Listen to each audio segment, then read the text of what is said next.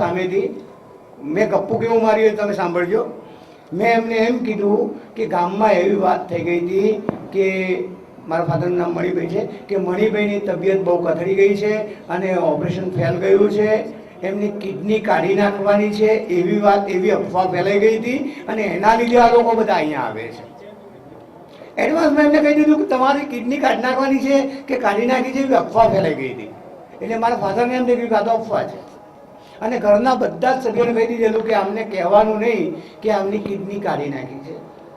2 વર્ષ સુધી અમે એ રીતે સસ્પેન્સ 2 વર્ષ સુધી સસ્પેન્સ રાખ્યું અને પછી સમય જોઈને કહી દીધું કે તમારી કિડની કાઢી છે. પછી સહન કરી લીધું એમને, કારણ કે 2 વર્ષ નોર્મલ થયા હતા એટલે કંઈ તકલીફ ના થઈ. આપણે થોડું ટૂંકાઈએ છે.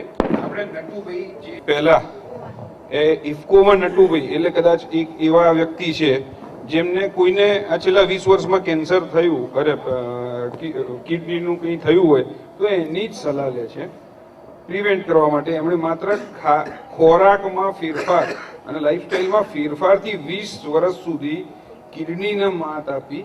છેલ્લા 2 વર્ષથી પ્રેશરના કારણે એમણે ડાયાલિસિસ ચાલુ કર્યું છે. એનો અનુભવ એ 2-5 મિનિટમાં કહેશે. આપણે થોડું બ્રીફ રાખીએ, ઠંડક છે, બધાને જવાની ઉતાવળ બી હોય પણ એમને સાંભળીએ. કિડની બાબતમાં વધુ તો કહેવાનું નથી, કેમ કે જે કંઈ કહેવાનું બધું પરેશ સાહેબ એને બધાને સમજાવી દીધું અને બહુ રેગ્યુલર ક્યાં છે પરેશ સાહેબ? હા, ફક્ત એક જ આ જેટલી કઈ વાત બી થઈ એ ટ્રાન્સફર વાળાની જ થઈ, ટ્રાન્સપ્લાન્ટ કરાય એની જ વાત થઈ. મારો ખાલી કેસ અલગ છે, ટ્રાન્સપ્લાન્ટ સુધી આવ્યો નથી. પણ છતાં તમે ખેંચ્યું ને, ધેટ ઇઝ અચીવમેન્ટ. મારી દ્રષ્ટિએ એને એપ્રિશિએટ કરીએ, કારણ કે જાત ઉપરનો કંટ્રોલ છે ને, આપણે બીજાને ફટની સલાહ આપી શકીએ. એટલે 90 માં થયેલું, તારે તો અમદાવાદમાં બી હોસ્પિટલ નથી, એટલે અમારે નડિયાદ જ જવું પડે. બરાબર છે. અને નડિયાદ થી પછી બાયોપ્સી કરીને એ લોકોએ બોમ્બે ત્યાં એપોલો મદ્રાસ મોકલી અને ત્યાંથી પછી રિઝલ્ટ આવ્યું અને એ રિઝલ્ટ પ્રમાણે મેં ચરી પાડ્યા કરી. 12% જ ફેલિયર આવી. આટલી ચરી પાડતા 20 વર્ષ ખેંચ્યું, તારે 100% ફેલિયર થઈ. અને અત્યારે બી મારા અઠવાડિયામાં 2 ડાયાલિસિસ ચાલે. હું જાતે ગાડી ચલાવીને જાઉં છું અને જાતે એકલો જ સંજીવની હોસ્પિટલ વસ્ત્રાપુર. ઓકે, બરાબર છે. સરસ. ચલો, એનાથી વધુમાં એક જ કે મારે બી ટ્રાન્સપ્લાન્ટ કરાવી હતી, મારી ફેમિલી અથવા બીજા ક્યાંય બી મને બી નેગેટિવ વાળી કિડની ના મળી. Okay okay. હું એકલો જ મારી ફેમિલી બી નેગેટિવ વાળું, બાકી બધા પોઝિટિવ વાળું. Okay okay. અને એ પ્રોબ્લેમ નડી ગયો.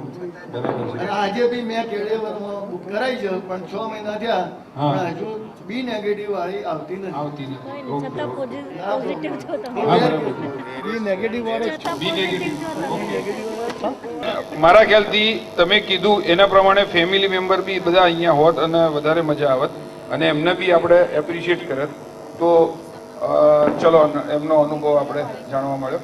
ખાલી એક ફેમિલી મેમ્બરે પોતાનો ભાઈ બહેન કે માતા પિતા એમ સમજીને એની કિડની સારી હોય તો ડોનેટ આપવાની ભાવના રાખવાની. એનો એક દાખલો મને આપ્યો કે મારા કોકીબેને મને આપી, બરાબર છે. તો કોકીબેને મને એવું કીધું કે તારે મનમાં એવું નહીં રાખવું, મને બેને કિડની આપી ત્યારે ભગવાને મને જન્મ આપ્યો, તારે કીધું એ કિડની તને તારા ભાઈ માટે આપવું જોઈએ, તું બચાવી દે. એટલે આના કોઈ દિવસ જોયા પછી મારા મગજમાં નહીં રાખવાનું કે મારી બેને મને આપી. ઓકે, સારું છે. 45-48 માં ગણો જોઈએ, એમને 64 થયા છે. એટલે આવા બી ઇન્સ્પિરેશનલ કેસ છે. પરેશાન સાંભળ, એ નટુભાઈ તારું કીધું બરાબર છે. એમ ગપ્પુ મારવાનું કે તો 48 થી 50 વર્ષ કહું, એટલે આ એજ ગ્રુપમાં એમને થયું અને ઇન્સ્પિરેશનલ એ કોઈને કહી શકે એમનો દાખલો જ છે. એમને ધ્યાન રાખ્યું અને આખી જિંદગી કામ કર્યું છે. અત્યારે હાલ બી જોબ કરે નહીં, ડાયાલિસિસ તો 2 વર્ષ હમણાં જ થયું એમને. હા, ફૂડ ને ધ્યાન રાખવાનું. એટલે એ દિશામાં કોઈને બી હોય તો એમને, તમે તમારું અંદર એડ્રેસ ને બધું લખેલું છે અને કોઈ બી હોય છે તો એમને કરે છે તો અમને ખબર છે. દર્શન વખતે અમે એમને ઘણું પૂછતા ત્યારે એમની જેમ જ મારી સાથે કિડની હોસ્પિટલમાં પેશન્ટ ઘણા બધા છે ને હા. જેમને આવી મળી નથી કિડની હા, હા, સમયસર હા. તો ખોરાકની પરેજીથી અને અમુક કરે છે, બરાબર છે. કાળજીથી બરાબર ખેંચ્યું છે, 100% વાત છે. 65 વર્ષ. એટલે નટુભાઈને થાય, બહુ સારી ગિરીશભાઈ હા. 150 વર્ષ હોય છે બરાબર છે. એટલે 2 કિડનીની 300 વર્ષ એટલે અમાર તો 150 વર્ષ થાય એટલે 64 વર્ષ નહીં પણ 150 વર્ષ તો ખરા જ. આમાં મારી દ્રષ્ટિએ એવું છે કે કિડની થઈને 300 ગણું કામ કરે છે બરાબર. એના જે તમે કેટલો લોડ આપી દીધો કે એ ફેલિયર થઈ ગયું. ઓકે. મૂળ એ જ જરૂર છે. કારણ કે એક કિડની 150 અને એક કિડની ઉપર માણસ જીવે અને તમારા ભાઈ 2 કિડની પછી તમારી ફેલ થઈ એટલે તમે કેટલો લોડ આપ્યો છે એમ. અને એક પેન થાય ત્યારે તો ખબર પડતી નહીં હા. બીજી નો કંટ્રોલ કરવો, સામાજિક વ્યવહારો સાચવવા અને છતાં નોકરી વ્યવસાય પૂરો કરવો, મારા ખ્યાલથી એ પાસું એમનું એપ્રિશિએટ કરવા જેવું છે. અને એ બાબતમાં તો આજે તમારા ત્યાં લીધું છે ને એનો ઘરેથી ઠપકો મળશે હજુ. શું વાત કરો છો? હા કેમ કે હું મીઠા વગરનું ખાઉં અચ્છા. અને ક્યાંય હું ક્યાં ડીશ ઉપાડતો નથી. ઓકે. આજે તમારા ત્યાં જ ટેસ્ટ કર્યો હતો. અને આપણે ફરિયાદ આવો એટલા માટે જ સાંભળી કરીએ. લેજો. કોઈને કંઈ ખાઈ ન ભાઈ. શકાય તો કમસે કમ ફરિયાદ આવે તો મારો દાખલો આપજો, મારો દાખલો આપજો. ઓકે. ભાઈ, તમે ટ્રાન્સપ્લાન્ટ વાળા છો, ટ્રાન્સપ્લાન્ટ. હા, હવે આપણે કોઈને શેર કરો. બાયોપ્સીનો જે મિસકન્સેપ્શન મને એ ખ્યાલ આવ્યો એ ક્લેરિફાઈ કરવા માંગુ છું એટલે કોઈ ખોટા રાય ના જાય. કિડની બાયોપ્સીથી માણસનું મૃત્યુ નથી થતું. કિડની બાયોપ્સી જેમ તમે લંગની બાયોપ્સી કરો કે મોઢાની બાયોપ્સી કરો એક પ્રકારનો ટેસ્ટ જ છે.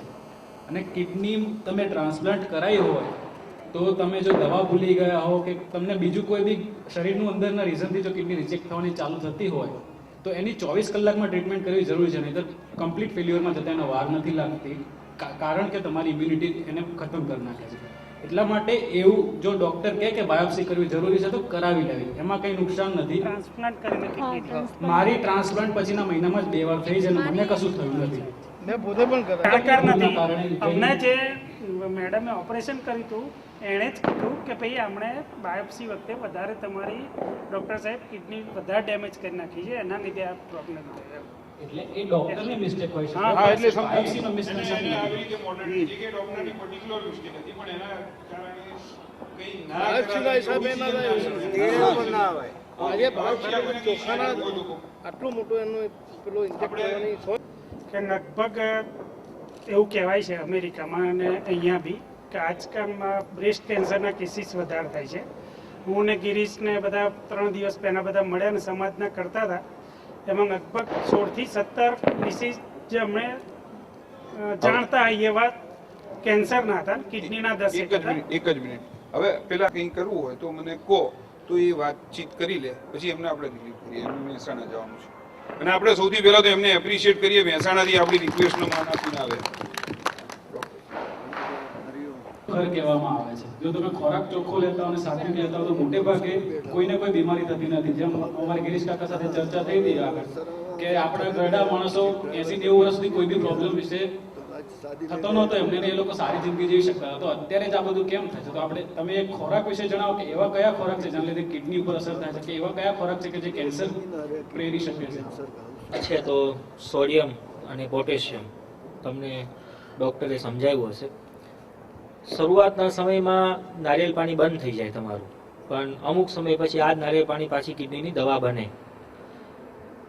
આપણા શરૂઆતના સમયમાં પેપ્સી ને કોકા કોલા જે નહોતી, કદાચ એવો એક સમય હતો ત્યારે ઘરમાં પેપ્સી ને કોકા કોલા તરીકે શેરડી ને નારિયેળ પાણીનો જ ઉપયોગ થતો મારા ખ્યાલથી. તો મને એવું લાગે છે કે કદાચ ક્યારેક કોઈને મન થાય, કોઈ એવી સ્થિતિ આવે ત્યારે જ હવે નારિયેળ પીવાતું હશે. ખબર નહીં પીવાય છે કે આમ તો કેમ. માદા હોય ત્યારે જ પીવાય છે. હા, એટલે મારે આગળ હું પાછળ બેઠીને વાત કરતો હતો કે આપણે જે આ 15-20 જણા માટે જે આયોજન છે બહુ જ સુંદર છે અને કેવી રીતે વધારે આપણે લઈ શકીએ અને કેવી રીતે વધારે લોકો આનો લાભ લે. પણ ચોક્કસ મારું એવું માનવું પણ છે કે હું જે વિચારું છું એવું વિચારું છું કે કદાચ આ 15 જણાને હું બચાવવાનો પ્રયત્ન કરીશ તો પહેલા 30 બગડીને ઊભા હશે અને 150 ને હું સ્થિતિમાં સાચવવાનો પ્રયત્ન કરીશ તો પાછો એની સંખ્યા 500 થઈ જશે.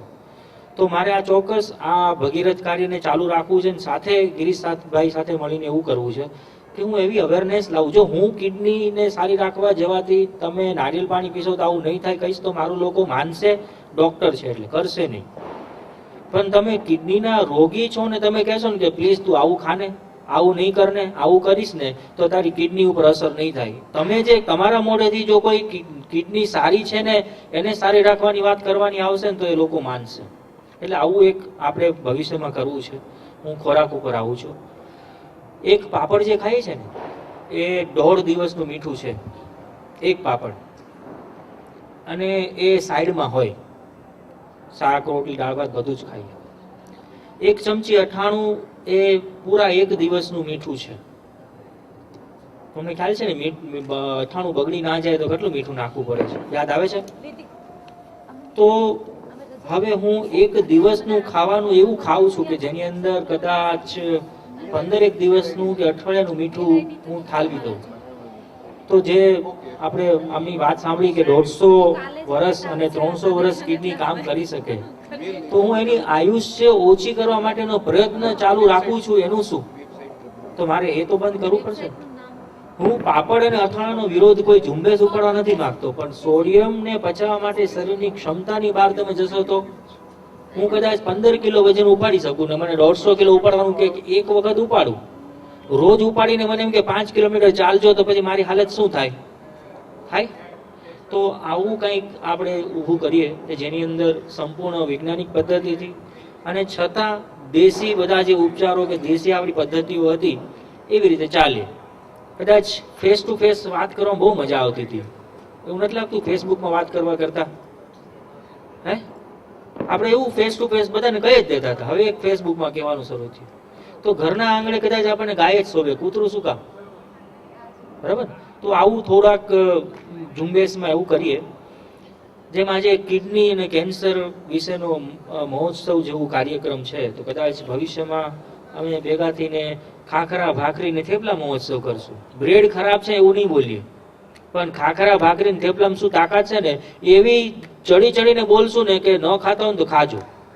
બરાબર. એટલે prevention is always better than cure. I appreciate પ્રિયંકભાઈ જે કીધું, ખોરાકને જ જો હું દવા બનાવી દઉં તો બીજી દવાની મને જરૂર ખરી?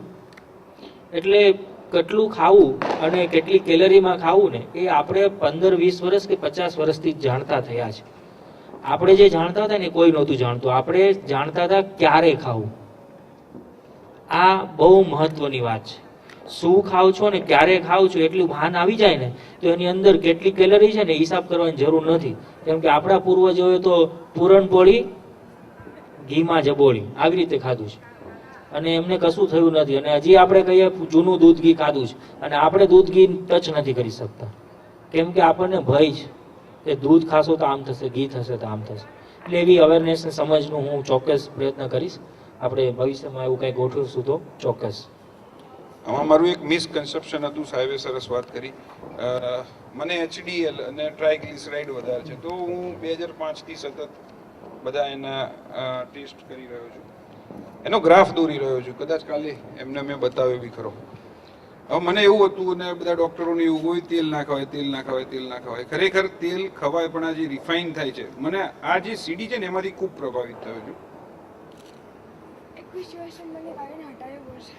હા, એ પેલી ગાડી કોઈ છે એને હટાવવી પડશે. 2124 નંબરની કોની છે?